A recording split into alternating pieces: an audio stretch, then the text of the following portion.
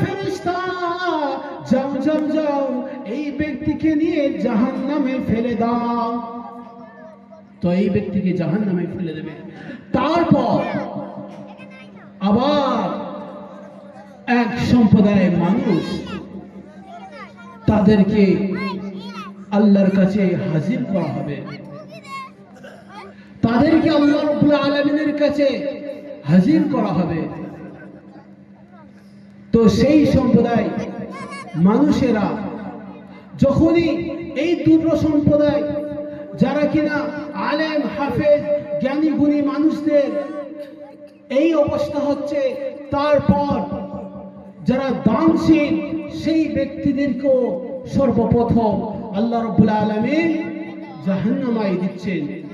তারপর কাদের হিসাব, তারপর হচ্ছে যারা কিনা আল্লাহকে রাজি খুশি করার জন্য নিজের শরীরকে ক্ষত করে দেয়, নিজের বাচ্চাদেরকে মাসুম মাসুম ছোট বাচ্চাদেরকে এতিম বানিয়ে দেয়, নিজের স্ত্রীকে বেহবা বানিয়ে দেয়, বিধবা বানিয়ে দেয়। কিসের জন্য? তারা কোরআন ও হাদিসকে চারিদিকে ছড়িয়ে দেওয়ার জন্য। যারা আল্লাহ রাব্বুল আলামিনের জন্য জিহাদ করে, তো সেই ব্যক্তিদেরকে আল্লাহ রাব্বুল আলামিনের কাছে নিয়ে আসা হবে। তখন সেই মানুষরা বলবে যে আল্লাহ আপনারকে রাজি খুশি করার জন্য আমরা নিজেদেরকে শেষ করে দিয়েছিলাম দুনিয়ার মধ্যে, আমরা নিজেদের বাচ্চাদেরকে এতিম করে দিয়েছিলাম, নিজেদের স্ত্রীদেরকে বিধবা বানিয়ে দিয়েছিলাম। আল্লাহ আমাদেরকে জান্নাতে দান করেন। তখন আল্লাহ রাব্বুল আলামিন বলবে, হে আমার বান্দা শুনে নাও, তুমি দুনিয়ার মধ্যে যে জিহাদ করেছিলে, নিজের শরীরকে ক্ষয় করে নিজেকে শেষ করে দিয়েছিলে, সেই জন্য তুমি কেন করেছিলে? তুমি এই জন্যই করেছিলে যে যাতে করে মানুষ তোমাকে বলবে জিহাদি, যাতে করে মানুষ তোমাকে বলবে যে আল্লাহ রসুলকে এত ভালোবাসে, নিজেকে শেষ করে দিয়েছে। অতএব হে ফেরেশতা যাও এদেরকে নিয়ে জাহান্নামে দিয়ে দাও। তো এই সম্প্রদায় যদি এমন ব্যক্তিত্ব মানুষদের যদি এমন অবস্থা হয়, তাহলে আমার আপনার কি হবে? আমরা তো কিছুই নয়, আমাদের জীবনকে যেভাবে কাটছে কেটে যাচ্ছে। তো আল্লাহ রাব্বুল আলামিন আমাদের সকলকে বুঝ দান করুন, আমরা এটা বুঝে আমার এটা পরিবর্তন হয়।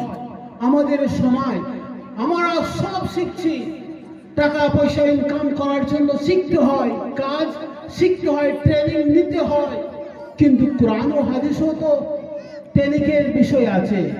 নামাজ তো দেখে দেখে কি নামাজ হয়?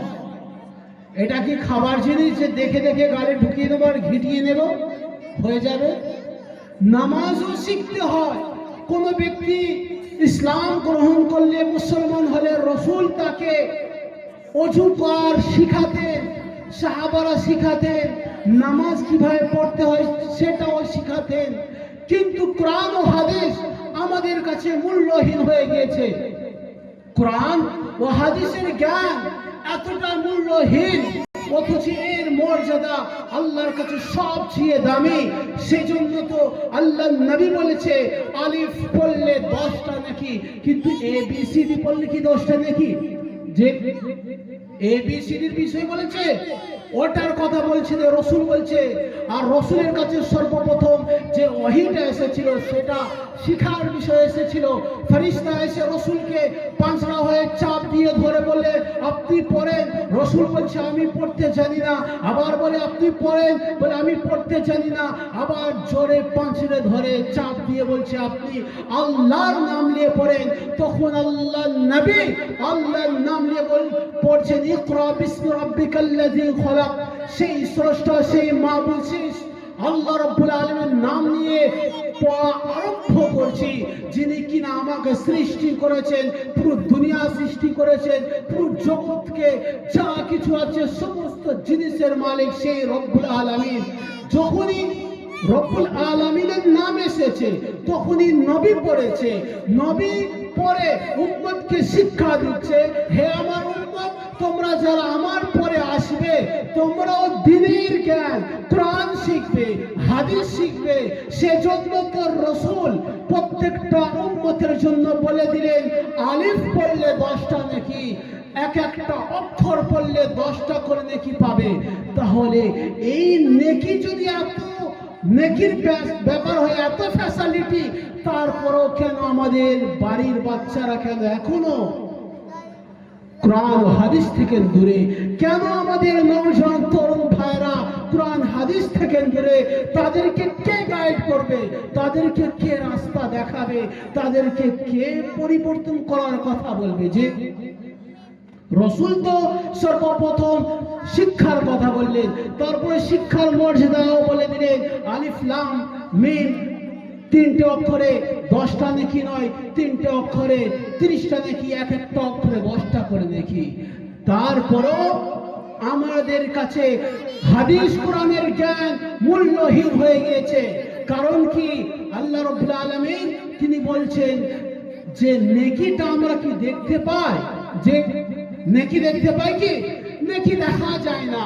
নেকি নিয়ে কি কোন দোকানে গিয়ে দিয়ে টাকা পয়সা খাবার কিনতে পারবো? কোন উপকারে আসবে? সেটাও না। নেকির বিষয়টা হচ্ছে ধার হিসাবে। ধার হিসাবে আমি কাউকে যেমন ধার দিই, ঠিক তেমন নেকি করলে সেটা আমার ব্যাংকে, আমার খাতায়, আমার নামায়ে আমলে লেখা থাকে। সেটা দুনিয়ায় পাবো না, সেটা মরার পরে সেখানে তখন ফায়দা উপভোগ করব। আর এই দুনিয়ার মধ্যে টাকা পয়সা দেখতেও পাই, টাকা পয়সা দোকানে দিলে সেই সময় তার মর্যাদা বুঝে আসে, কিছু পায়। সেজন্য টাকা পয়সার মূল্য এতটা হয়ে গেছে।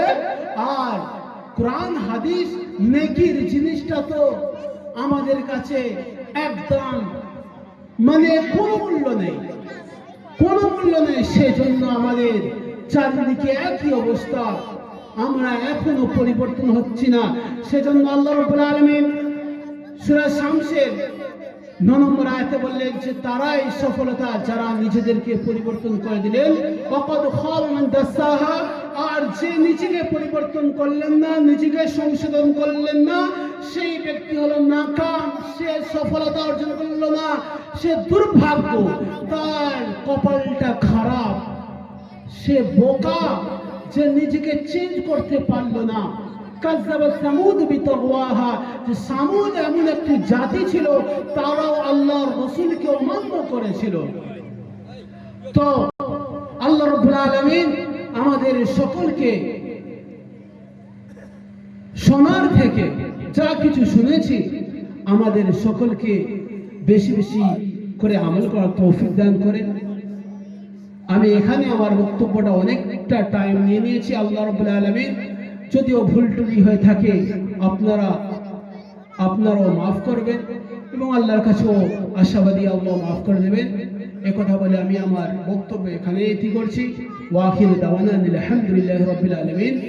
এবার আপনাদের সম্মুখে আমাদের শ্রদ্ধেয় সম্মানীয় মসজিদে কুবার ইমাম সাহেব হযরত মাওলানা মুফতি নুরউদ্দিন সাহেব আমাদের সকলকে কোরআন ও হাদিস দ্বারা সুন্দর সুন্দর যেগুলো আমাদের জানা নাই, কোরআন ও হাদিস দ্বারা আমাদেরকে অনেকটা গাইড করবেন, অনেক কিছু শিখাবেন, জানাবেন।